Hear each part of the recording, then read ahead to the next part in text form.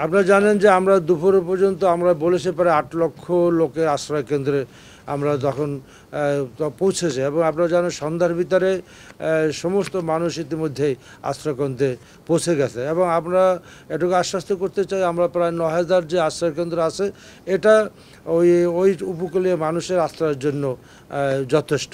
এরপরও যদি মানুষের প্রয়োজন হয় আমাদের বিভিন্ন শিক্ষা প্রতিষ্ঠানগুলিকে আমরা প্রস্তুত রেখেছি, সুতরাং আশ্রয় কেন্দ্রের যে সক্ষমতা সেটা আমাদের পরিপূর্ণ রয়েছে।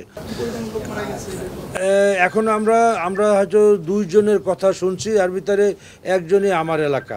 তো আপনারা জানেন যে আমি দুর্যোগের মধ্যে বেড়ে ওঠা একজন মানুষ এবং সাগর পারে আমার বাড়ির পরে আর কোনো স্থলভাগ নাই এবং আমি ৬৫ সালে এবং ৭০ সালে দুর্যোগে ব্যক্তিগতভাবে আমি একজন ক্ষতিগ্রস্ত লোক ছিলাম।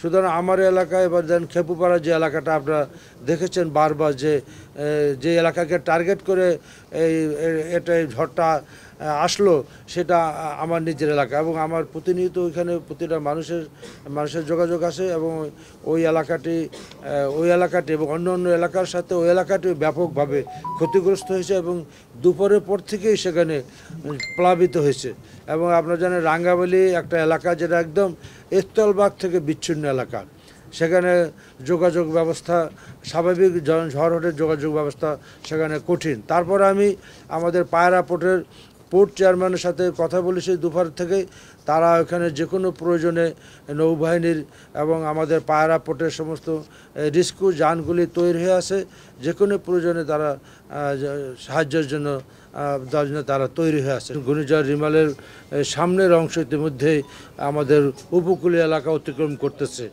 মেইন অংশটা আগামী ১ থেকে ২ ঘন্টার মধ্যে মেইন অংশটা আমাদের উপকূল অতিক্রম করবে এবং এরপরে ৩ থেকে ৫ ঘন্টার ভিতরে উপকূল যখন মেইন অংশটা ১ থেকে ২ ঘন্টার ভিতরে অতিক্রম করার পরে সম্পূর্ণ অংশটা এরপরে ৩ থেকে ৫ ঘন্টার ভিতরে টোটাল বাংলাদেশ অতিক্রম করবে। এই হলো আমাদের সর্বশেষ অবস্থা। আপনারা ইতিমধ্যে জানেন যে সমস্ত উপকূলীয় এলাকায় বর্তমানে বাতাস বইছে এবং উপকূল এলাকা ব্যাপকভাবে প্লাবিত হয়েছে।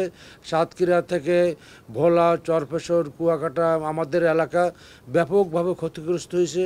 এলাকার ভেরিবাঁধগুলি অনেক জায়গায় ভেরিবাঁধগুলি ভেঙে পানি ঢুকেছে। এই মুহূর্তে মানুষ অনেক বিপদের মধ্যে আছে। লক্ষ লক্ষ লোক ইতিমধ্যে আপনার বিভিন্ন আশ্রয়কেন্দ্রে আশ্রয় নিছে। আমরা ইতিমধ্যে আশ্রয়কেন্দ্রের মানুষগুলিকে খাবারের জন্য যেগুলি ব্যবস্থা রেখেছি সেগুলো আমরা মনিটরিং করতেছি যাতে মানুষ সঠিকভাবে তাদের আশ্রয়কেন্দ্রের খাবারগুলি পায় এবং আগামী যখন ১ থেকে ২ ঘন্টার মধ্যে মূল অংশটা যখন অতিক্রম করবে ওই সময় আবার জোয়ার থাকার সম্ভাবনা আছে।